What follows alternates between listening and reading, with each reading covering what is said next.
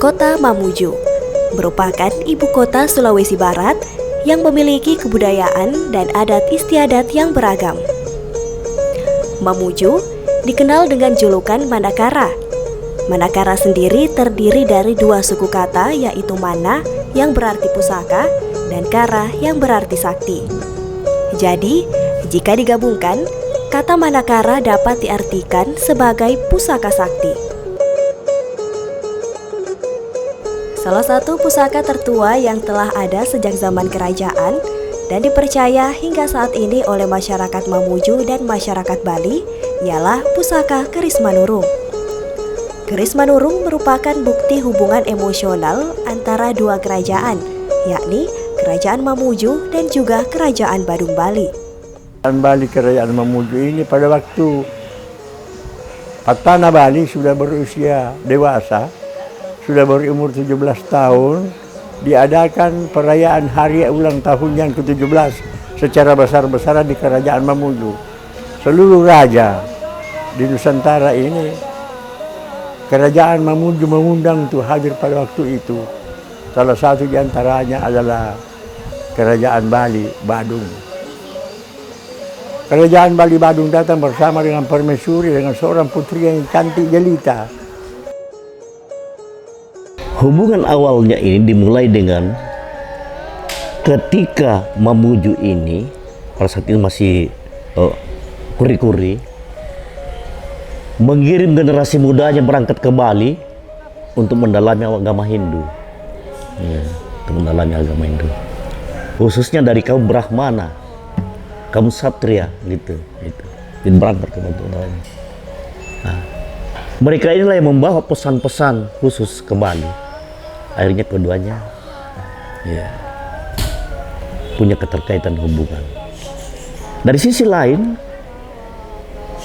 Kerajaan Mamuju dengan Kutai Kartanegara, hubungannya itu digambarkan dengan pertemuan dua arus Karamat dan Mahakam. Arus Karamat dan Mahakam, Sungai Mahakam, iya, kemudian Sungai Karamat di sini. Jadi perkenal dengan pertemuan dua arus.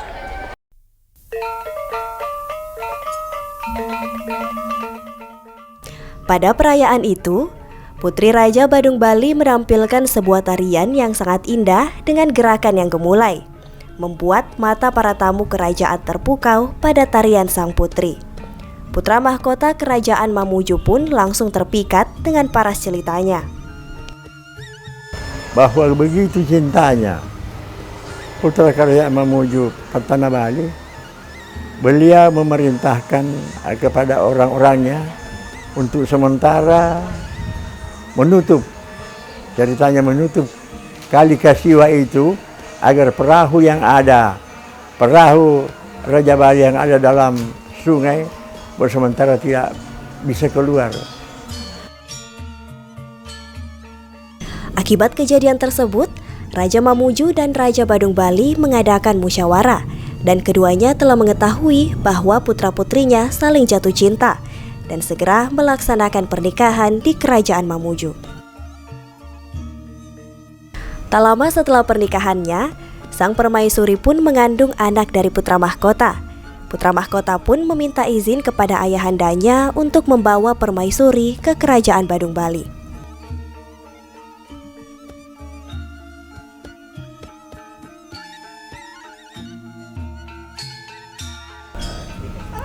Sang permaisuri pun melahirkan seorang anak laki-laki yang diberi nama. Kelahiran Lasalaga kembar dengan sebilah keris yang diberi oleh masyarakat Mamuju diberi julukan Maradika Tamakanakana, yang berarti raja yang tak bertutur. Ternyata kelahirannya itu kembar dengan sebilah pisau. Sebilah pisau. Secara logika mungkinkah seseorang akan lahir ini dengan kembar sebilah pisau? Bagaimana dengan pisau itu? Ya, berdasarkan informasi yang kami terima dari pendahulu-pendahulu kami, tidak serta-merta dalam bentuk pisau seperti itu, tapi ada sejenis benda yang nempel di pinggangnya nempel di pinggangnya, si lunak sekali. Tapi setelah itu dia mengeras. Setelah mengeras jadilah sebuah pisau. Itu sebutnya disebut manurung.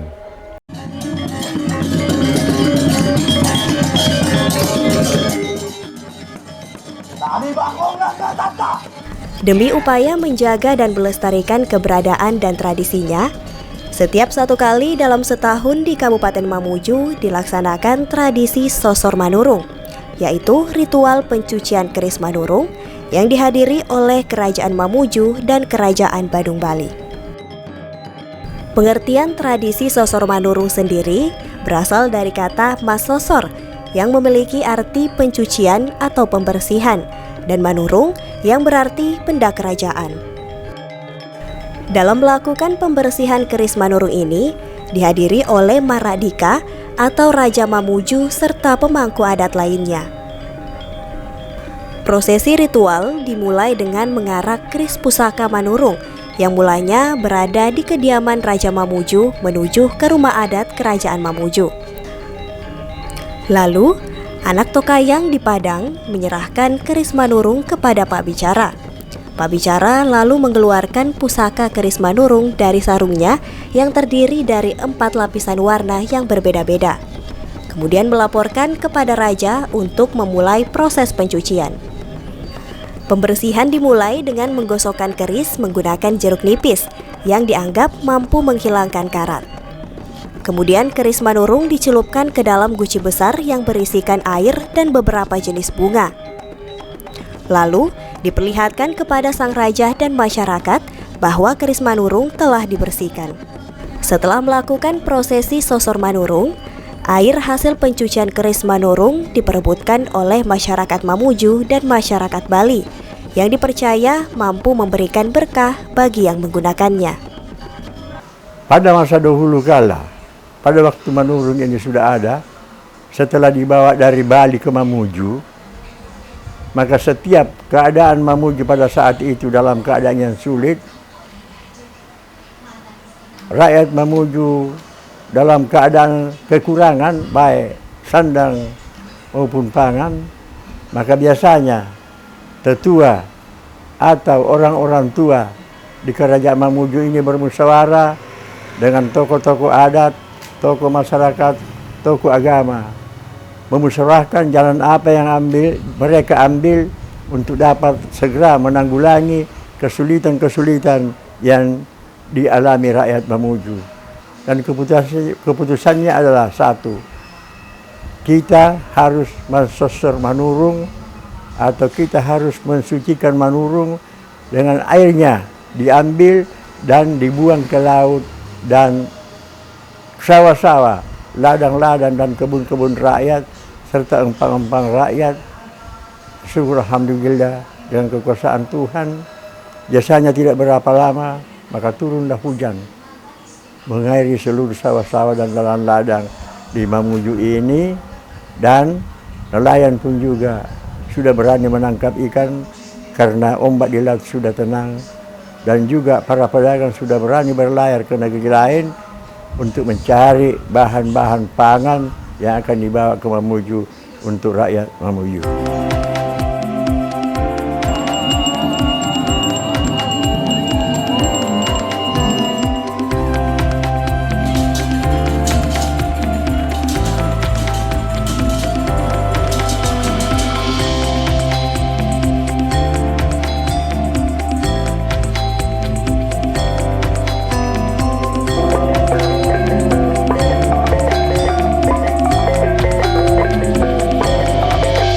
Pusaka ini adalah milik rakyat Mamuju, karena Raja Mamuju adalah milik rakyat orang Mamuju. Lestari budaya kita, damai dan makmur negeri kita, sejahtera bangsa kita. Amin. Masuk bunga-bunga sumbokas di baunalinu,